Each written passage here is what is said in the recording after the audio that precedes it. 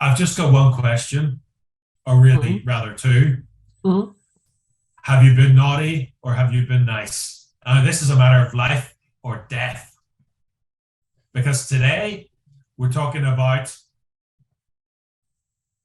Silent night, deadly night. exactly. And the one thing I will say is, if you're looking for a wonderful Christmassy movie, This is it. this is a wonderfully Christmassy review of that movie, as we're Absolutely. all sort of wearing our Christmas stuff. Um, but to the people at home, if you've seen this, you'll know what we're talking about. If you haven't seen it, it's definitely worth a watch.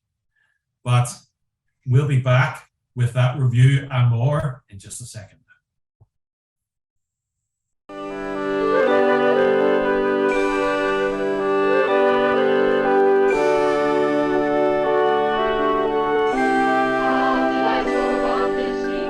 Was the night before Christmas, when all through the house, not a creature was stirring, not even a mouse.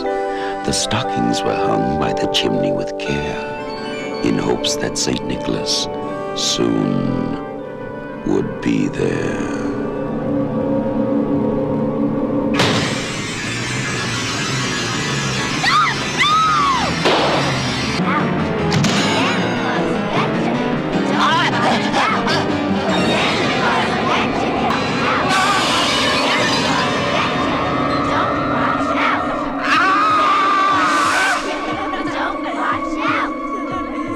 You've made it through Halloween. Now try and survive Christmas. Silent night. Deadly night.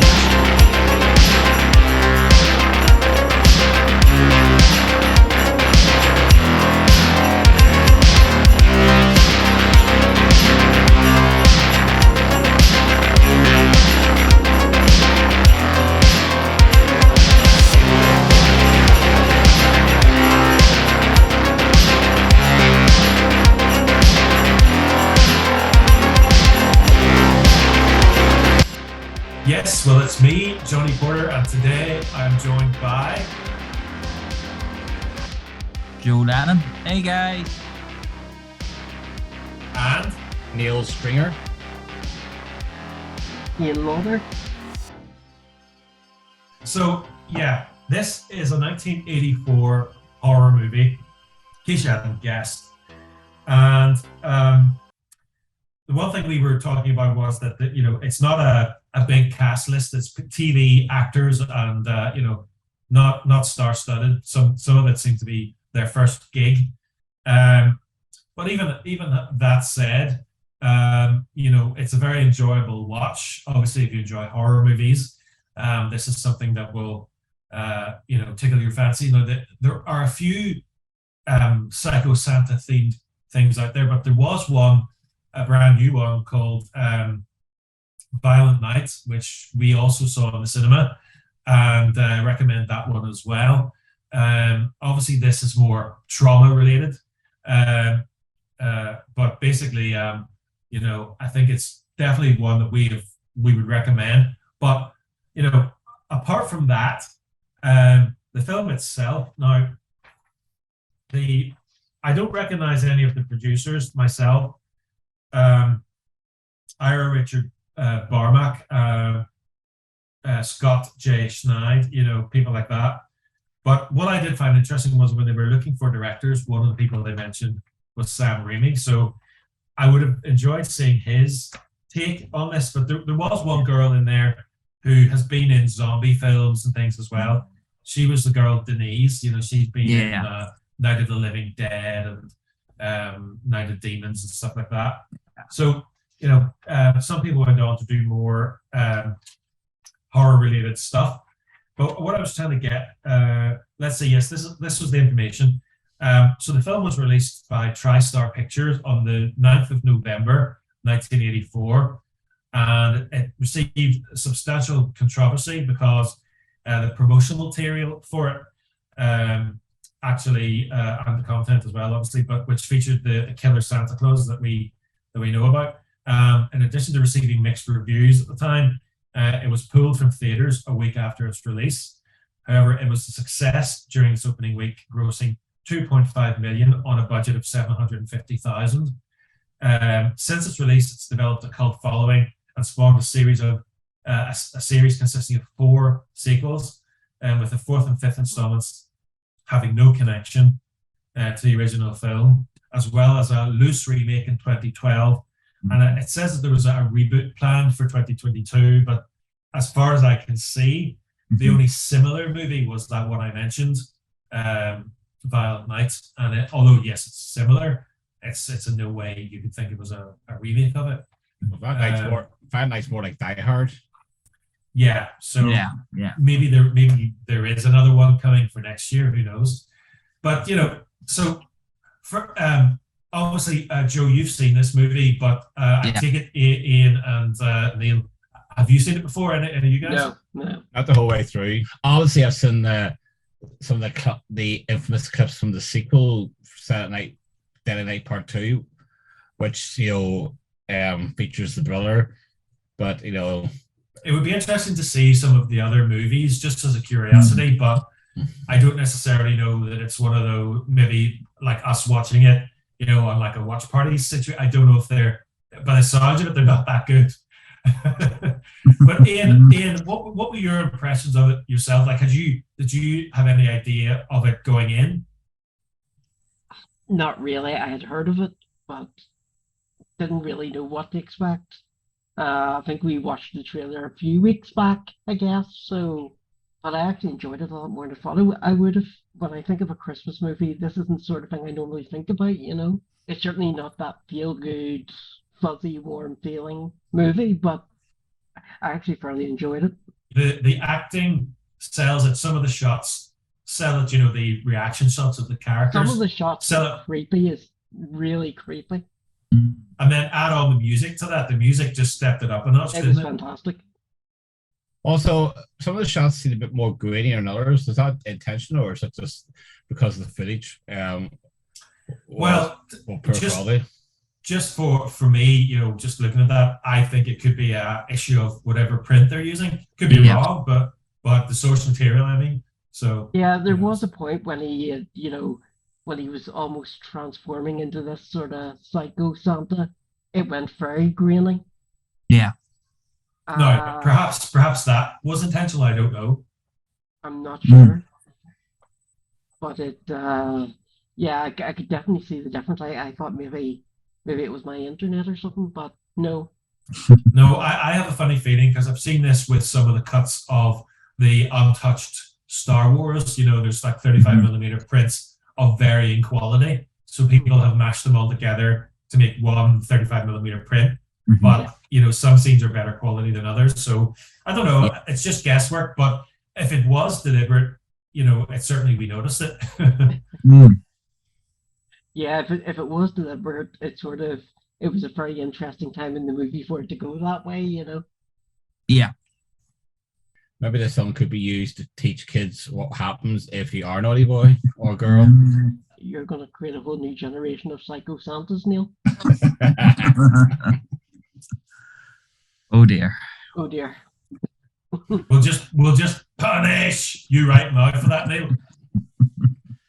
Well, it is an interesting. What happens if a kid sees a guy dressed up as Santa Claus killing his parents at a young age? How much does it traumatize the kid?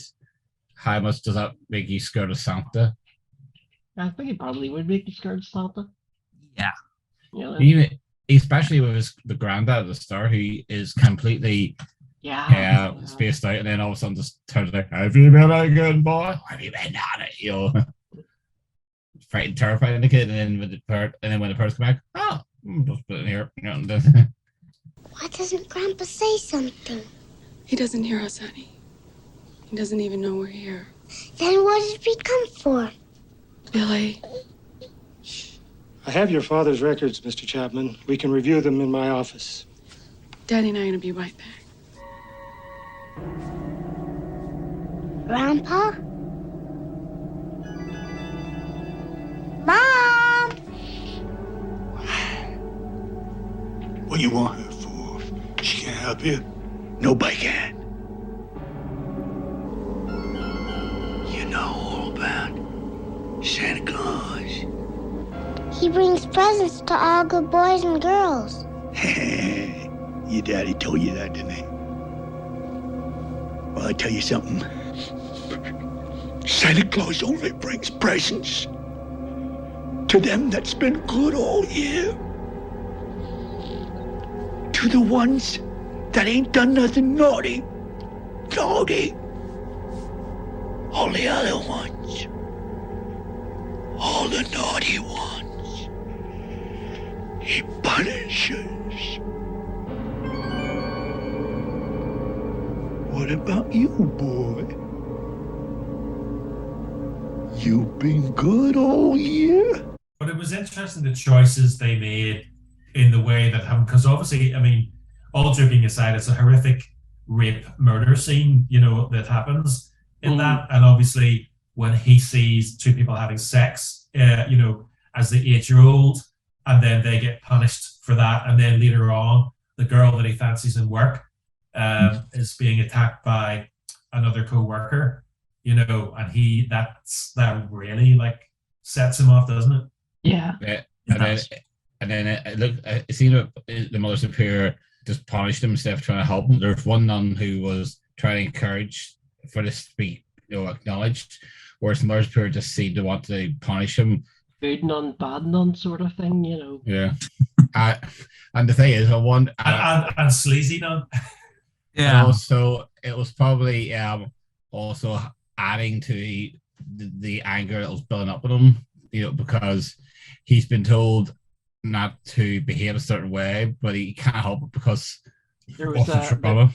There was a scene where you know, they've got someone in to be Santa Claus in the orphanage, and Mother Superior's going to make him sit in Santa's knee, and of course he does, but he's trying to get away to the point where he absolutely knocks Santa out. Yeah. Pretty much, which was hilarious. Like he's got a hell of a hook on him. Well, it isn't over, Sister Margaret. We still have our annual Christmas visit from Santa Claus. William will sit on Santa Claus' lap and behave. Say thank you to Santa Claus. No!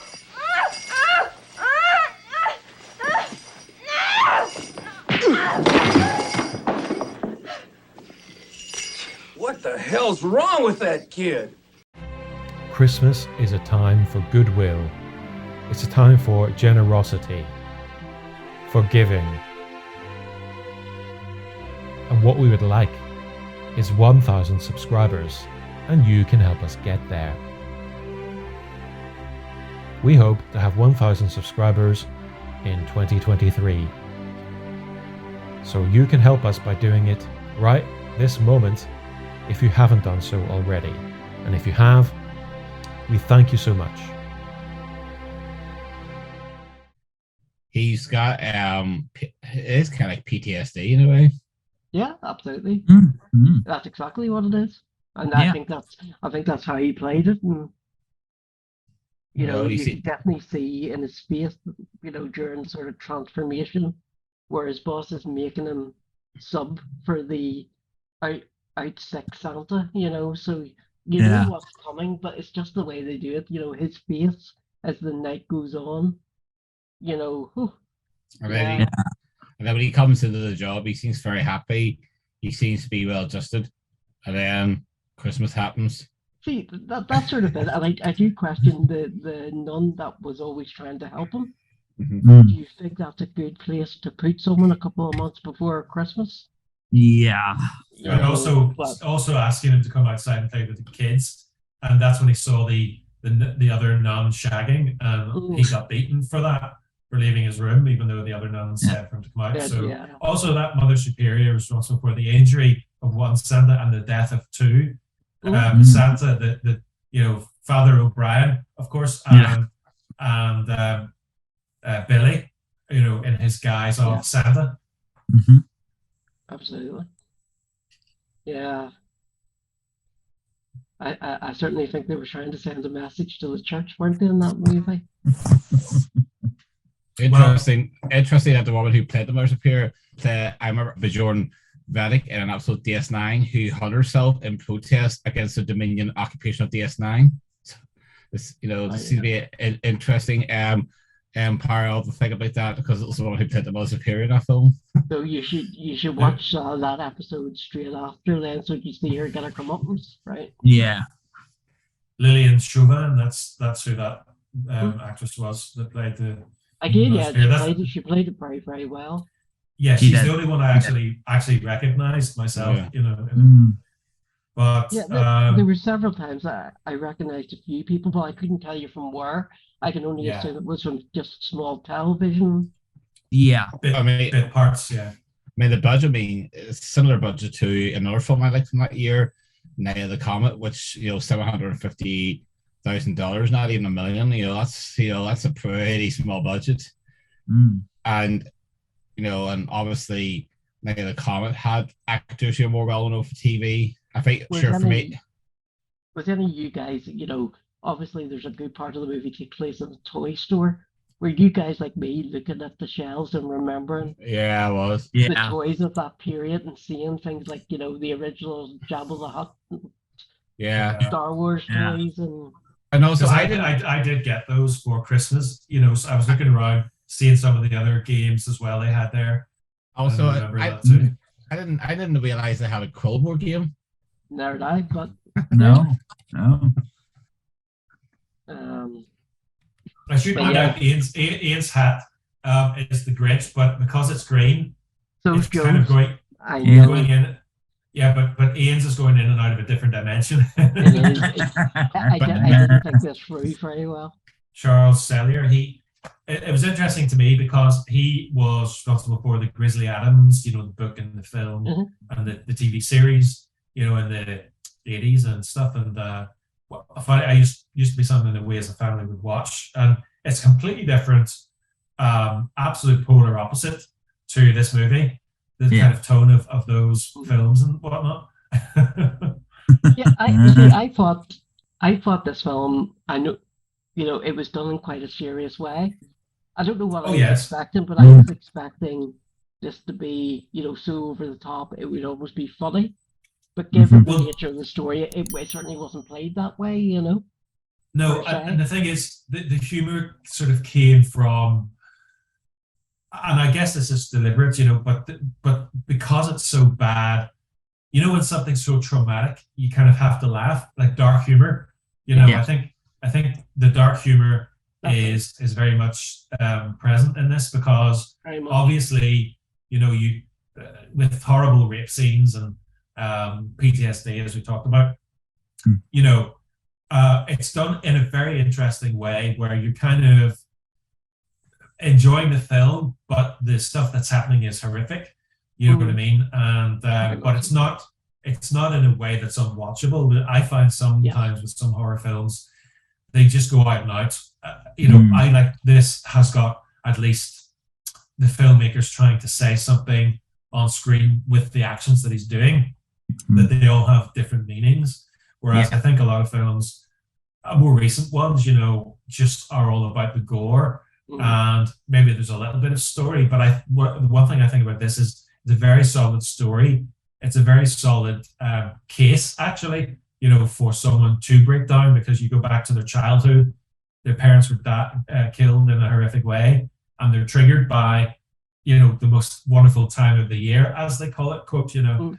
But for this kid, no, and obviously then at the end of the movie, you know, it's not going to be a happy time for his brother. No. Do you have any idea what you're doing? You're being naughty. Right on Santa's lap. I don't bring toys to naughty children. I punish them severely. That's right. Stop it. Or I'll have to punish you. He sure knows how to handle kids. He's great, isn't he?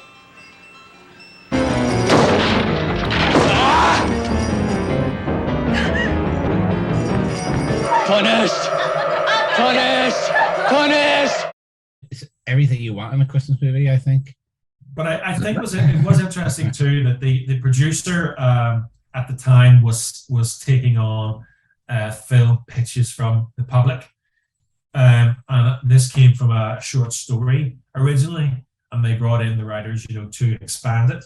because obviously, you don't get that quite a lot. And actually, I was talking to some writers locally who got a series commissioned on the BBC, and funny enough, they said, there's a lot of production companies now have like once a year have like pitching rounds that anyone can send it to, but I think this company was taking them, year round, for this. So, being in a position before where I've actually read scripts that people have sent in, the level of quality when you just accept things must be awful, because we certainly had if it's awful, put it in the bin. There's a certain amount you have to do, a level, before you actually get something made. So it shows, because the story is a quality story.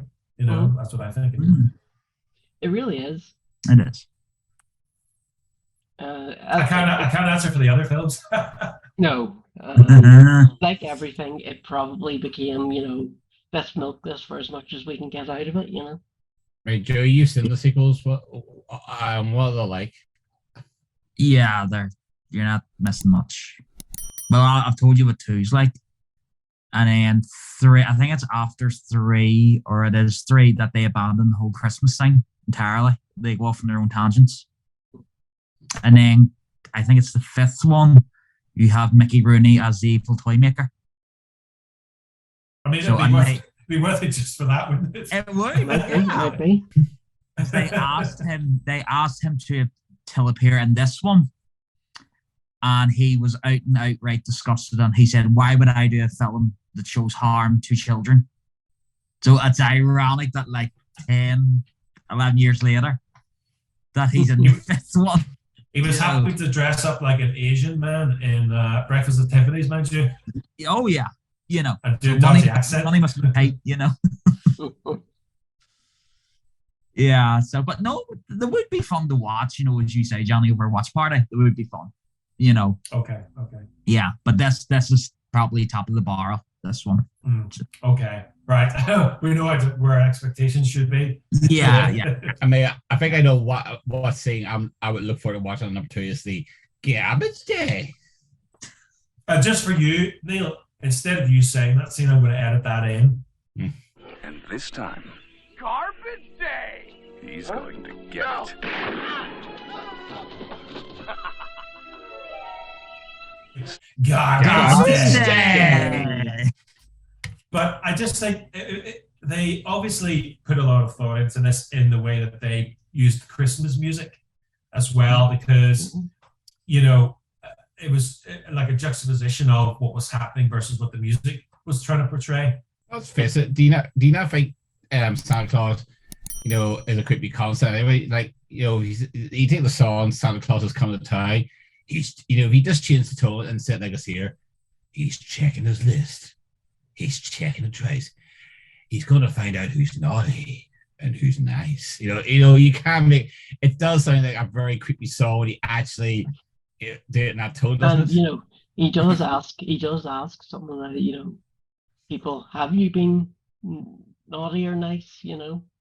Right? Yeah, because we all know what the toy of the year that year was. It certainly wasn't Jabba the Hutt. It was a bloodied Stanley knife. It was. Yeah. Hey, it's what every little girl wants. A bloodstained Stanley. Yeah. Of course. Spock's got her. Yeah. How else do you think she's going to get the niece down? Well, she's got a lot of work to do, hasn't she? Do you think he's going to kill the girl? No. I was saying to myself, I'd be surprised if that happened. Yeah. Yeah. I think that you have that moment of when he goes to walk out, and then she calls out to him, and he stops, and you're like, "Oh shit!" But then, yeah. I enjoyed those scenes where he had the axe, because he just took it out on the snowman, and when the teenager was going down on the sled, and he just took his head off, and it came rolling down. Yeah. To me, I enjoyed those scenes. We're gonna go sledding. Oh, that's the plan. You guys are gonna take our sleds. Oh, you guys are great. I want to grow up to be just like you. Ugly and very stupid. Now watch this.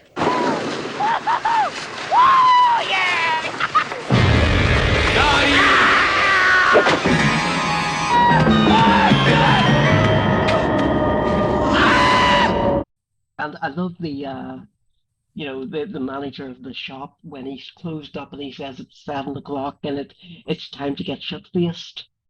Yeah. It's over. Christmas is here. It's over. I couldn't help making the joke that he got hammered, because I didn't, he met his end, didn't he? He did. He did. Yeah. And Neil, what about? Neil, what about yourself? I just love how random. The girl, the babysitter is coming up to let the cat in. And the cat does come in and she shut the door because I was going, when's he coming? When's Billy coming here? And you see him randomly go, he just comes right as she shut the door. Mm. And she covered up because the child was coming downstairs, but when she was out in the street, she just had everything hanging out, didn't she? Yeah. Absolutely. What about you, Joe? What was your? Obviously, you've seen it before, but what are your memorable moments from it? Oh, I do. I know it's one that you could say you can see it coming a mile away and you can, but when the cop, after he kills Father O'Brien, it's tragic. But when he's going outside and he's going around, I know, moment silence for Father O'Brien. But when the cop is going around, but it just goes on for so long, and you're like, when is he going to appear? And then when he does, like naughty, Yeah, and his catchphrase. Let's just talk about that for a second. It's so like Hulk smash. It's its own little thing, isn't it? Yeah. Obviously, I think we're going back to Father Bravo. What I just want to say this here was maybe be careful. Don't hire an old deaf priest to for Saturday because he may not hear you. Yeah, because even crossing the street, he could have been killed. That's true. Yeah, that's the life lesson from this movie. Don't hire deaf. Don't let your deaf priest be Santa Claus. She said, Neil, the church has a lot to answer for in this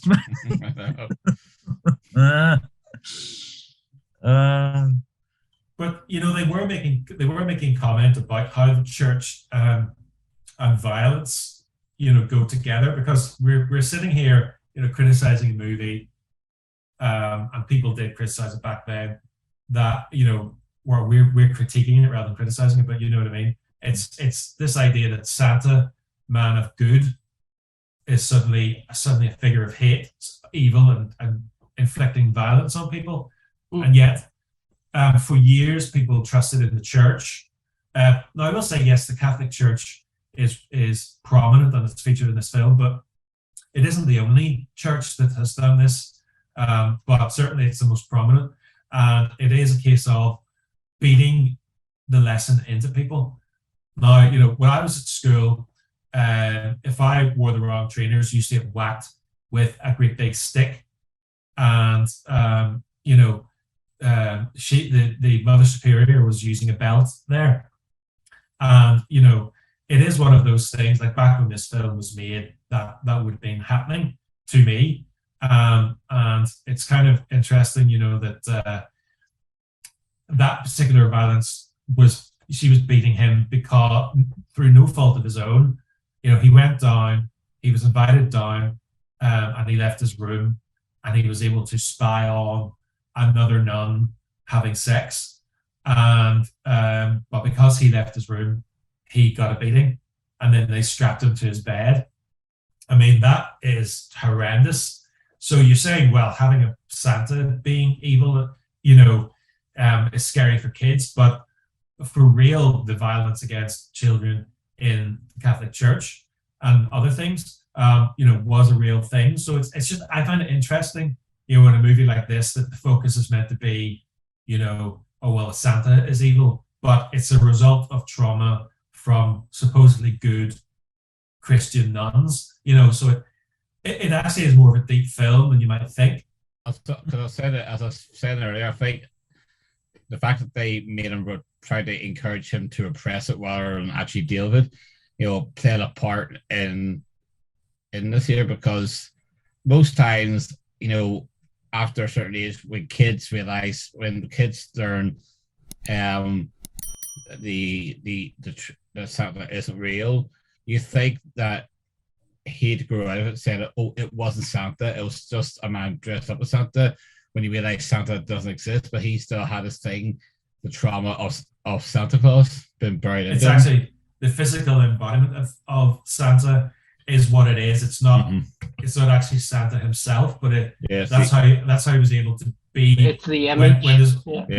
So when his boss was like, oh yeah, you can, his boss was joking, saying, well, it's your busy night, take a look at yourself in the mirror. That was like triggering, because it's not so much Santa, they know Santa's not real, but it's in his mind, it's when he sees that, it equals the death of his parents and all the stuff. So it triggers the, deep down within him, all the rage or whatever it is. And also the Mother Superior, his catchphrase, punish, he was quoting her when he was talking to the kids, that you be punished. Punish is good. Punishment is good. That's what she said. So it all ties in. It's not just some. Although it could be. It's very fast moving and stuff like that in places. It's not just a mindless movie. There's actually thought put into. The reactions and things.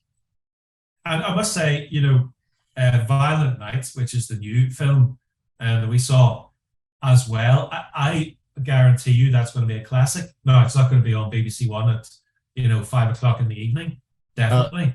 But it has a wholesome element to it, doesn't it? Yeah, I think what I like about Violent Night is a Santa who's disillusioned, and he ends up regaining that zest. But that was a Santa Claus in the mode of John McClane. Even Santa talking on the walkie-talkie to the kid in that film is very reminiscent of John McClane talking with the cop in Die Hard. Yes, and with it being a hostage situation and everything as well. And also there's a bit of mythology too, and this is the real Santa in this as well, which makes it funnier, in Violent Night. So it gives it an interesting twist. But certainly with this movie, going into it, I was thinking it's going to be one of those slight cheese fests, like a Chuck Norris meets, Death Wish. Like Chuck Norris meets Death Wish or something. I was thinking it might be something like that, but it's its own thing, isn't it? Well, even the classic 80s thing, I love it, like the kids saying the Christmas song and Silent Night comes up, and you get that very 80s thing when Deadly Night comes on screen. Yeah. There was a lot of strong synths, wasn't there? Yeah. And Joe, is this a movie, Joe, that you would put on every year, or would you just watch it occasionally? It would be in if I can fit it in, because now there is a lot of Christmas films that I do tend to watch. But if I can fit it in, I would, and then I would more so watch it if I'm introducing it to people. This. Yeah. Because like yourselves, there's a lot of people who know of it but have never seen it. So I would say, best time, Christmas time. But yeah, no, as I say, I would try to watch it as best as I can, because if you are a horror guy, you try to watch all the Christmas horror ones. So like Black Christmas, it fits nicely, Well, I think what we'll do, from now on, if we continue doing this podcast, is we will throw in a horror Christmas one as well, because I think it's fun to do, because obviously we've got the nice sort of Narnia, wonderful, you've got the allegory of Jesus and God and all that kind of thing. And then you've got this, it's a Santa slasher movie. So a nice little mix, isn't there? But then again, we're coming into an era now where any film that's set at Christmas is a Christmas movie. I mean, how long's the debate about Die Hard being a Christmas movie? Been going on for about 5 years now. Longer. Well, I think that what makes something a Christmas movie is not just that it's set during Christmas, but that Christmas is acknowledged in it, which I think it's fair to say it is. And you know, with the wintry scene and so on, you know, I think that does definitely, you know, because at the same time, if you watch it at Christmas as well, I think that counts. But you know, at the same time, we don't live in a dictatorship. So if you want to watch it at Easter, you can watch it at Easter. If you want to watch it at Christmas, you watch it at Christmas. So it's just people, as per usual on the internet, giving their opinions as fact. Whereas we all know the only opinion that is fact is mine. And except when I'm wrong. Also, and yeah, I agree with you, Joey. Everyone gets so hung up on, gets so dead set on Die Hard being a Christmas movie that they always forget about Die Hard 2. Mm-hmm. If Die Hard is a Christmas movie, then Die Hard 2 is also a Christmas movie. But no one ever puts Die Hard 2 in the Christmas movie list. It says just Die Hard. So why is Die Hard 2 not on that list? We'll just put in Die Hards with an S, and that'll count. Ghostbusters 2 is technically a Christmas movie or more of a New Year film, but still we're in the Christmas season.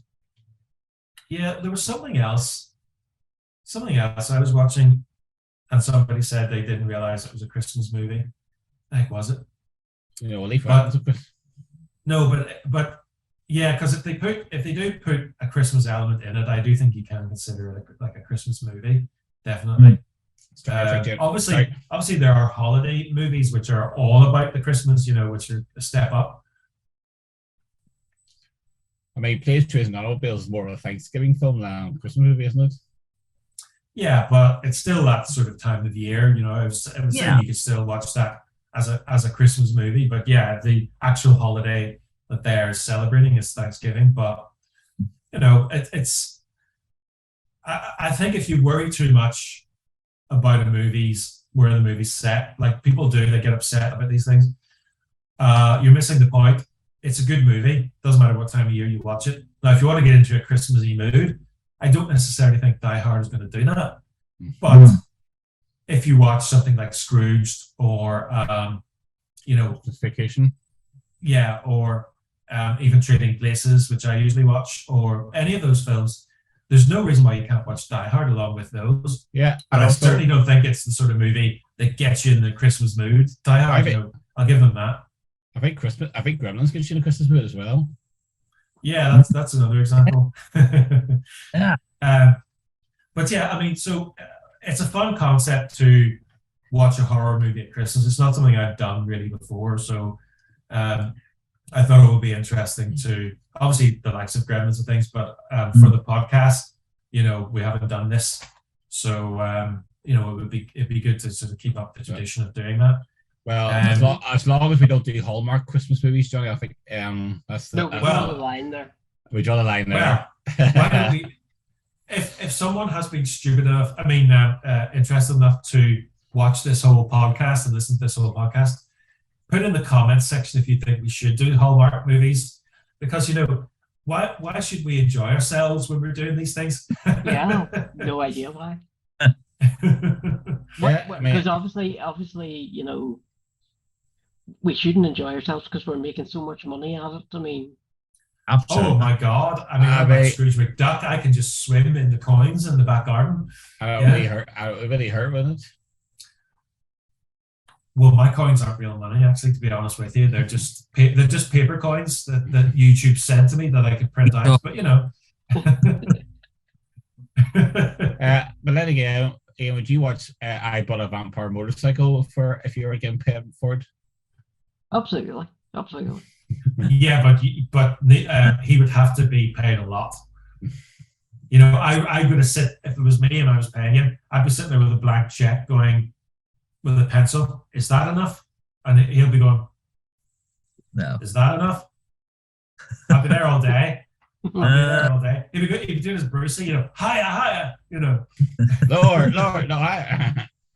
And I was saying lower. But yeah, no, we put it in the comments, or you can email us show@chatschmat.com. And if you think we should watch Christmas movies, if you don't give a shit, that's fine too. In fact, we'd probably be happy if you don't give a shit, because then we won't have to do it. But yeah, so in conclusion for me about the film, I would say it goes without saying that if you yourself are triggered by certain things, this kind of movie may not be the sort of family fun that you're looking for. But if you're the sort of person that enjoys horror movies, and you can actually, the violence doesn't put you off watching them, you can appreciate what the film's trying to say with the violence, then I would say any of those Christmas movies are worth it. And this one, cheaply made, but surprisingly good story. So don't be put off. That's what I would say. What about you, Ian? Yeah, totally. I would certainly watch this movie again. It works because of the story. Yes, as Johnny said, it's cheap. The acting, it's okay. But it's the stories where it works, surprisingly. So yeah, thumbs up from me. Okay, Neil, what about you? Smaller budget films kind of sometimes outweigh more expensive films because it does focus on stories. Because I always say it doesn't matter how much a film costs; it's what the film's story that's important. And I think this film's very engaging, and you can sympathize with Billy, even though he turns into this really relentless killing machine in the last half of the film. But you can still sympathize with him. But you're saying there about being triggered. Be careful. Don't watch this film if you've seen your family being killed by a guy dressed as Santa. If you want something different for an alternative Christmas watch, I would recommend this. And Joe, what about yourself? I just love watching it every year. I really do. It's definitely one that has aged like a fine wine with me, because when I first seen it, I still really enjoyed it. But the more older that I got, as you guys have said, the story really sticks with you, and it's really well done. And even though it does, you still get your gore. It's not explicit.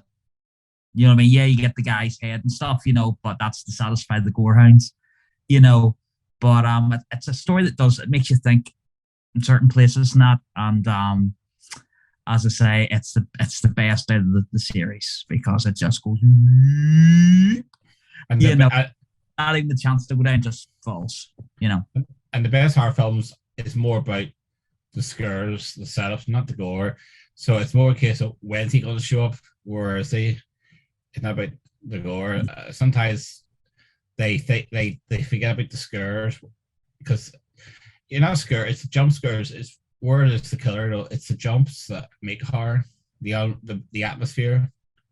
The build-up's really good, isn't it? Because it's coming. But as I say, you don't know when, and I think that's why there's some people that I've read online their reviews of it, and they're kind of they like it, but they think it takes far too long for him to crack, because you have the thing with the parents, then you have the orphanage, and then there's a good bit in the toy shop, so you do have to kind of stay with it. But I think it helps it. I think it's worth it because it is. You don't want to just have him come across as here's a guy that kills people. Exactly. You want to know his backstory so that you feel something for him. Exactly. I think a lot of people today, from what I've seen people review films from years ago. I've seen people talk about Superman the movie and stuff, and I'm not trying to be grumpy old man here, but today's audience don't have they want to cut to the chase. They want to get to that bit already, get to the murdering stuff already. The sort of TikTok generation, they don't have, which I think is a sad thing. Because don't get me wrong, I understand that too. Pacing is everything, and sometimes as an editor myself, I enjoy cutting things down quickly. Doing fast-paced editing, but there's a lot to be said, as you guys are saying. As we seem to be concluding here, for the sort of slightly slow burn. Because if you just show him very quickly escalating to that, then as as you said, Ian, you know, you've more sympathy for him. Becomes a because he's very nice. different movie, you know, if you do Yeah, that. exactly. Yeah. It'd be a bit one dimensional. Yeah. Yeah, it would. Well, that's it for another one. It is Christmas. I don't know if you guessed it, but to be serious for a moment, I'd like to thank all of our viewers and listeners for, you know, tuning in to see and hear us talk a load of nonsense. But it does seem to resonate with some people, and I do appreciate the feedback from those that have got in touch with us or left comments. So to you and all your family, from me and from Chat Schmat, I wish you a very Merry Christmas and a Happy New Year. Merry Christmas, guys, and again, thank you for having me on. This whole, you know, shark fest into Christmas horror movies, it's been a lot of fun. And there you go. I've actually got a movie I will certainly watch again. So, Well, that's a win there. We finally got a film in this here that Ian will watch again. Well, Miracle. I would just like to say a big thank you for having me along for this, guys, because this has been really fun to do. You know, and we did get a Christmas horror film in the end, so that made it even all the better. But thank you, and thank you guys, our viewers, for watching. You know, and I have one final thing to say. Christmas Eve is the scariest damn night of the year.